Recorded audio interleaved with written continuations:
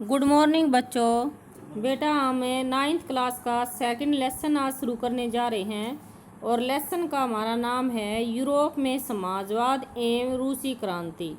तो सबसे पहले तो बेटा हम इसमें ये पढ़ेंगे कि यूरोप में जो समाजवाद है यानी सामाजिक जो लोगों का जीवन था उसमें क्या परिवर्तन आए यूरोप में। तो इस समाजवाद में परिवर्तन आने के कारण इस युग को परिवर्तन का युग भी कहा जाता है। यानी जब यूरोप में जो समाज यानी लोगों के सामाजिक जीवन में परिवर्तन आया उसी को हमें सामाजिक परिवर्तन का युग भी कहते हैं।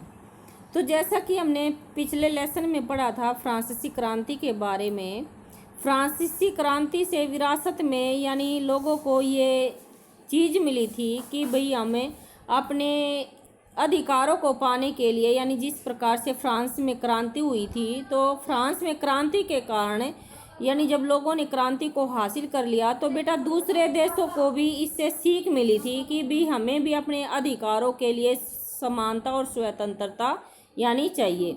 तो फ्रांसीसी क्रांति ने सामाजिक संरचना के क्षेत्र में यानी फ्रांसीसी क्रांति के कारण ही सामाजिक संरचना के क्षेत्र में आमूल परिवर्तनवादी की संभावना बढ़ी। कहने का अर्थ ये है कि बेटा कि समाज में रूस में जो यानी जो समाज में जो परिवर्तन हुआ उसकी सीख लोगों को फ्रांस की क्रांति से मिली। और 18वीं सदी से पहले फ्रांस का समाज आपने जैसे पढ़ा है पिछले लेसन में कि 18वीं शताब्दी से पहले फ्रांस का समाज भी 3 स्टेटों में बटा था और समाज की आर्थिक और सामाजिक समता पर आपने पढ़ा है यानी ये चर्च और कुलीन लोगों का अधिकार था। लेकिन इन लोगों ने अपने अधिकारों को पाने के लिए क्रांति की और क्रांति के जरिए यानी वहाँ पर लोक राजतंत्र का अंत हो गया था और लोक गणराज्य की स्थापना हो गई थी। तो ऐसा ही बेटा वहाँ से जब बदलाव दिखाई दिए ये फ्रांस से यूरोप और एशिया सहित दुनिया के बहुत सारे हिस्सों में व्यक्तिगत अधिकारों के स्वरूप और सामाजिक सत्ता का नियंत्रण किसका हो इस बात पर चर्चा छिड़ गई। और भारत में भी जैसे आपने पिछले लेसन में ही पढ़ा था राजा राजमोहन राय डेरोजियो ने फ्रांसीसी क्रांति के महत्व का उल्लेख किया यानी फ्रांसीसी क्रांति से इन लोगों ने सीख ली और इनका यूरोप और एशिया के देशों में प्रचार किया। और भी बहुत सारे लोग क्रांति पश्चात यूरोप की स्थितियों के बारे में चल रही बहस पर कूद पड़े और आगे चलकर उपनिवेशों में घटी घटनाओं ने भी इन विचारों को एक नया रूप प्रदान किया। यानी कहने का भाव क्या है बेटा इस टॉपिक में इस हेडिंग में बताया गया है कि जिस प्रकार फ्रांस के लोगों ने क्रांति के जरिए अपने अधिकारों को प्राप्त किया तो फ्रांस से सीख लेकर यूरोप और एशिया के लोगों ने भी यानी इस तरह से अपने अधिकारों को पाने के लिए यानी संघर्ष किया। तो फ्रांस से सीख लेकर इसमें ही आगे देखते हैं। मगर यूरोप में भी सभी लोग आमूल समाजवाद परिवर्तन के पक्ष में नहीं थे। यह कहने का क्या अर्थ है कि यूरोप के जितने भी लोग थे यानी सभी परिवर्तन के पक्ष में नहीं थे यानी सभी लोग परिवर्तन करना नहीं चाहते थे। इस सवाल पर सबकी अलग अलग राय थी कि परिवर्तन समाज में यानी जो प्राचीन रूप से जो परंपरा चली आ रही है उनको बदला जाए या नहीं बदला जाए। यानी किस तरह से कुछ लोग चाहते थे कि इनमें बदलाव हो, कुछ चाहते थे नहीं हो और कुछ चाहते थे कि जो बदलाव तो हो लेकिन धीरे धीरे हो। यानी कुछ ऐसे भी लोग थे। एक खेमा यानी मानता था कि समाज का आमूल पुनर्गठन जरूरी है। यानी इसको फिर क्या हुआ बेटा कि 3 यानी फ्रांस उसके यूरोप के जो लोग थे उनको 3 वर्गों में बांट दिया गया। यानी 3 वर्गों का इसमें उदय हुआ यूरोप में। वे कौन कौन से थे? नंबर 1 रूढ़िवादी, नंबर 2 उदारवादी और नंबर 3 आमूल परिवर्तनवादी जिनको रेडिकल के नाम से भी जाना जाता है।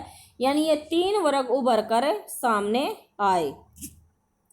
तीनों लोगों की जो राय थी यानी तीनों जो वर्ग थे सभी की का अर्थ अलग अलग था। राजनीति की इन धाराओं में क्या फर्क थे, कौन कौन सी बातें समान थी, यानी इनको हम इस माध्यम से जानते हैं कि कौन सा वर्ग क्या चाहता था।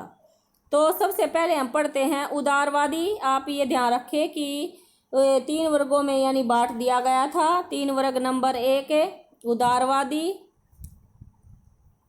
रेडिकल और रूढ़िवादी। तो समाज परिवर्तन के समर्थक में एक समूह उदारवादियों का था। सबसे पहले हम उदारवादियों के बारे में पढ़ेंगे।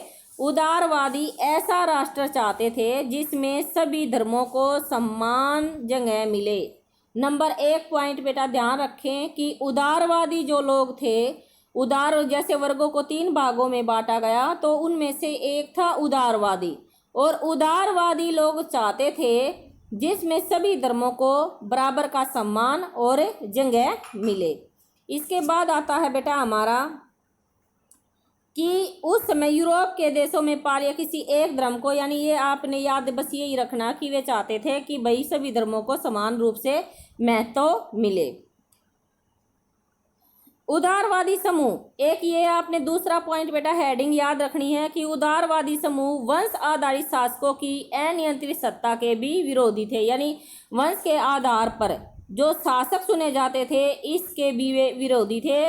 नंबर 3, वे सरकार के समक्ष व्यक्ति मात्र के अधिकारों की रक्षा के पक्षधर में थे। आप ये भी रहने देना, ये पॉइंट याद कर लेना कि उदारवादियों का कहना था कि सरकार को किसी के अधिकारों का हनन यानी नहीं करना चाहिए या छीनने का अधिकार नहीं दिया जाना चाहिए। नंबर 2 पॉइंट डाल के, और वह एक समूह प्रतिनिधित्व पर आधारित यानी एक निर्वाचित सरकार के, नंबर 3 निर्वाचित सरकार के ये पक्ष में थे। नेक्स्ट बेटा पॉइंट आता है आपका कि यह समूह लोकतंत्रवादी नहीं था। ये याद रखिए आप, ये मैं आपसे उदारवादियों के बारे में बता रही हूँ, आप पॉइंट टू पॉइंट याद करें। एक तो ये लोग सार्वभौमिक व्यक्ति मताधिकार यानी सभी लोगों को वोट देने के पक्ष में भी नहीं थे और लोकतंत्रवादी भी नहीं थे। उनका मानना था कि केवल संपत्तिधारियों को ही वोट मिलना चाहिए। तो ये 5 पॉइंट बेटा आपने करने हैं उदारवादी के याद। इसके विपरीत हम रेडिकल लोग ऐसी सरकार के, दूसरा पढ़ते हैं बेटा हम रेडिकल के बारे में। जो रेडिकल है यानी परिवर्तनवादी जो था वो वर्ग था जो परिवर्तनवादी, उसके बारे में। रेडिकल जो समूह था बेटा वे ऐसी सरकार के पक्ष में थे जो देश की आबादी के बहुमत के समर्थन पर आधारित हो, और वे महिलाओं मताधिकार आंदोलन के भी समर्थक थे। नंबर 2 पॉइंट, नंबर 1 जो देश की आबादी के बहुमत के समर्थन पर आधारित हो ऐसी सरकार का वो गठन करना चाहते थे। नंबर 2 बेटा वे महिला मताधिकार आंदोलन के भी समर्थक थे। नंबर 3 ये लोग बड़े जमींदार और संपन्न उद्योगपतियों को प्राप्त किसी भी तरह के विशेषाधिकारों के खिलाफ थे। नंबर 3 निजी संपत्ति के विरोधी वे नहीं थे, लेकिन केवल कुछ लोगों के पास संपत्ति हो इसके जरूर विरोध थे। लेकिन ये चाहते थे कि सभी को जो संपत्ति का अधिकार है सभी को समान रूप से मिले। तो बेटा ये थी हमारी दूसरा परिवर्तनवादी युग की विशेषताएं। नंबर 3 आता है अपना रूढ़िवादी। जो रूढ़िवादी तबका था बेटा ये रेडिकल भी और उदारवादी भी, यानी उदारवादी भी और परिवर्तनशीलवादी भी दोनों के ही खिलाफ था।